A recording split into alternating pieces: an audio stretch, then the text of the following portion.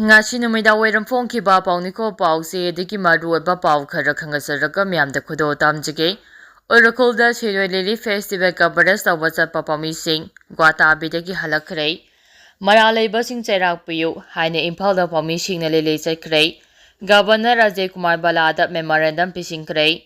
Directorate of Information Public Relations DIPR na sinduna Siroi Lily Festival coverage tawrunaba pamising bus ama sinduna Urukul chapagi lambida yangang popi kaithel khara helakpa Guatabida mathau tawduna leiramba Mari Jimengi Tim Amane Manipur State Transport Haba Bus Asi Chapagi Ayaba Pidabaga Loinana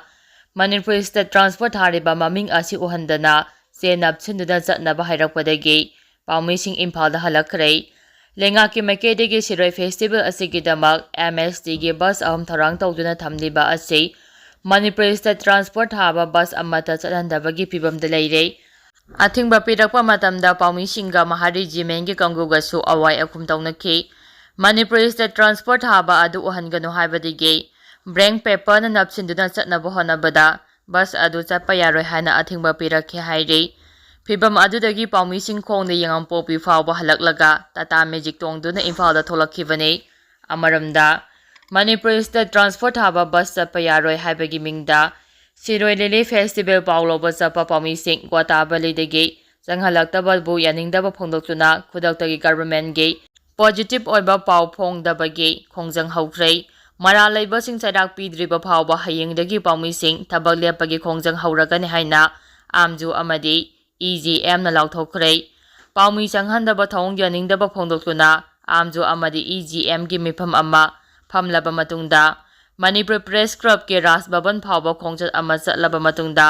Governor da memorandum ama pisingkrei memorandum pisilaba matungda Editor Guilds Manipur ge General Secretary Yumnam Rupa Chandra na phongdokhibada Manipur State Transport Haba gari chapada athingba piba haibase Manipur gi puari da amade Pawmi gi puari da amukta thokhidrei thong asida chenaba sing thidoktuna maral gi matik chaba chairak pigadabani hauji khudak ki oina government gi positive oiba paw amata phongdaba negative paw sing di makha tana phongba haying phawba gi manungda maralaiba sing gi mathakta thabak paikhatrabade matam kaltana pawmi sing thabak lepagi khongjang chathagani haike nakal amaramda thong asibu yaningdaba phongdoktuna All Manipur Bar Association amasung High Court Bar Association Manipur na Nation Integrity ngakna naba lairiba security force na kanglup naiba chatharabade sindokpham thoi hairi makhatarappa pawda Guatabalida thokiba thodo adu state government gi mamai anilongba pukchel sengdaba thong uthokpane ngasidagi hoduna Oracle District ki Bagsi ground da pangthokadaba manga suba state ki thakta pangthokpa state level Siroi Lily Festival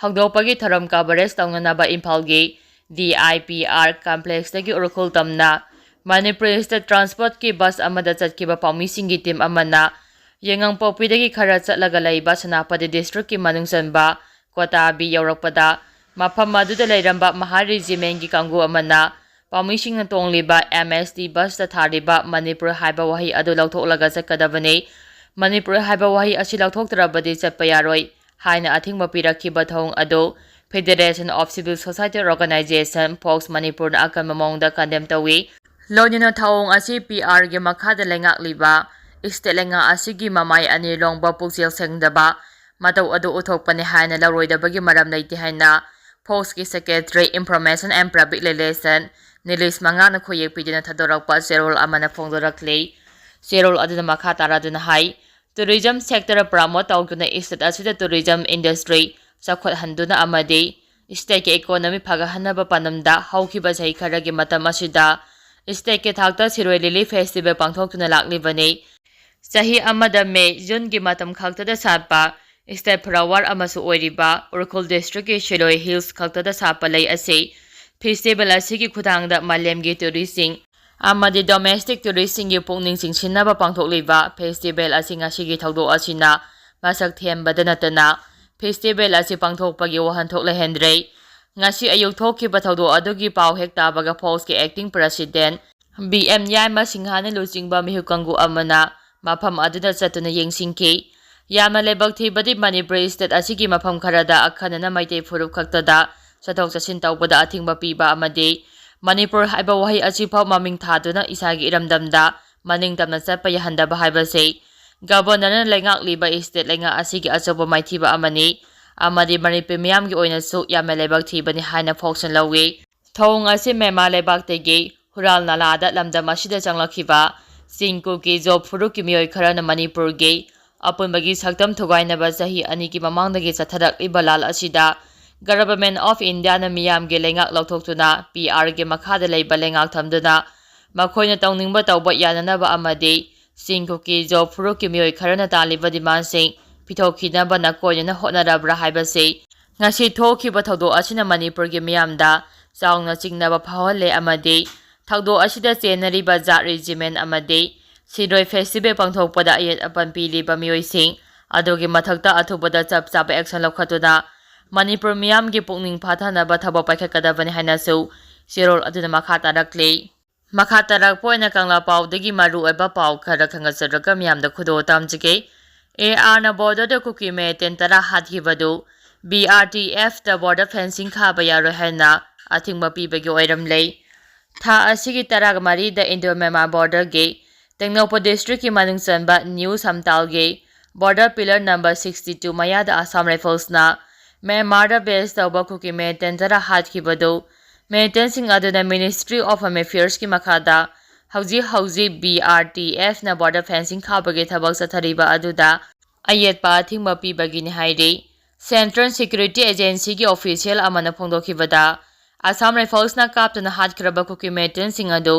Myanmar da hauji military junta ki mathakta lal hauriba po democracy leader Aung San Suu Kyi ga sarkar paminaramba aduga haujina government in exile oina lairiba National Unity Government ge wing ama oiriba PDF ki kangusing ne hairiba PDF ki kangusing asina ain kaina Indo-Myanmar border ge Manipur rom thangba sadukta changsilaklaga hauji BRTF na border fencing khabagi thabak chathariba adu lepkadabani haina athingba pinaba honarakhe hariba thongsing adu intelligence ki makedegi chapchana phangbadagi Assam Rifles ki kangusing aduna PDF ki kangusing aduna changsilaklaga lairiba New Samtal khulge manung hanjilaga lairiba jaga adu kochilaga thamke thagdo aduda maintenance adugi makedegi nomai kapthorakpadegi Assam Rifles na handuna kapadegi PDF ki kadarasing adu laikhidabane maintenance asidagi AK-47 ge rifles taret RPF launcher ama M4 rifles ama single barrel mari yaun ate polam kaya recover tawkhe aduga laikhidraba PDF ki cadre sing aduna mirot ona lairiba National Unity Government ki official singda India manungi thabakta amuk hana khuthingjilakna ba warning piraba matungda khusina khare haire panbayabade Myanmar ga lona riba Manipur gi border gi saruk ase puna kilometer 300 ne Lonina India government ge makedegi Myanmar ge Manipur da mitop changlapa thingnaba hauji border fencing khabagi thabak chathariba asida Kuki naga amasung mejogi organization kaya asigi mayokta lairibane makha tarakpa pawda Indian Army ki thong ko komina kandem torakle khoirambang kaithel family bi imasing irang haukhre ngasi Imphal urkhul lambi ki Kotabi area da Siroi Lily festival ge Paulo Bachapa pamitim amada Indian Army ki Maharegiment na Satharakkiba thong adu kokomina akama mongda kandem tawi haire kokomi gi cherol asina makhata na hairibana ngasi gi lebak thiba thado adu official government ge program ama chapada thokhibane adu Manipur governor yauna atai official singi makedege mangjongna urkhulda hauji chathariba Siroi Lily festival ase santi oina amasung asoi angam yaudana chathok chachin tawba yagani haibage thajaba pikhiba sing adu makhogi lairiba security sing aduna ngakna chatre maram aduna thokhiba thogdo adugi matangda sarkar gi makedegi chap chaba maram adu miyamda khangangadabane mari leinaba officer sing amasung unit singna hiramasi gi matangda thindhaba tawduna chap chaba thaba paikhatkadabane haukiba sahi ani rom gi matam asida central forcing na state asigi miyamda misang mikhai naibaga amasung chamamnaba role kaya lauduna lakle maram aduna government of India gi makedegi state asida deploy tawriba non-local security forcing asigi policy asi review tawgadabane kokomi gi makedegi working journalist community maru oina amjogi thabok thorom singda condition amata yaudana support tawi loinina lairiba phibam asigi matangda lawrakpa warep singda chapchana sagwatkani haire Ukhrul ꯏꯆꯤꯟ ꯏꯅꯥꯎꯁꯤꯡꯅꯁꯨ ꯊꯧꯗꯣꯛ ꯑꯁꯤꯒꯤ matangda laugh natraga mistake ama oina icham chamna lauroidabani thaudo asigi matangda kokomina khak tumina leisinba tawroi hairi amaramda mahari jimengi kangu amana press ki kangu amada sathakhiba thong adu yaningdaba phongdoktuna khoiramban kaithel family bi ima ibel sing irang haukrei thaudo aduda chenariba singi mathakta chap chaba action lawgadabani haina dabi tawkrei makha tarakpa pawda BJP na akanma maungda condemn tawkrei ngasi ayuk mahari jimengi kangu amana urkhul siroi lili festival ge paulo bachapa paumi gi team ama tongba MST gi basta manipur haina thariba adu lauthoktrabade chapa yaroi hana athingba pikhiba thong adu mathong huktaba thong ni haina BJP Manipur Pradesh ki maikedi gi akanma maungda condemn tawkrei ngasi ni tepa chu thekta pangthokiba paumi singa unaba amada BJP ge General Secretary P Premananda Maiten haikibada Manipur Tourism Department na sindida ngasidagi hongna pangthokliba Siroi Lili Festival asi lamdam asigi yamna maru oiba festival ne festival asigi pauloba chapa pamisingna tongba gari ama Guatabida mahari jimengi kangu amana khamdana thamlaga gari da Manipur haina thaliba adu muthatlaga chatlu natrabadi chapa yaroi hana athingba pikiba thong adu BJP Manipur Pradesh na akamamongda condemn tawi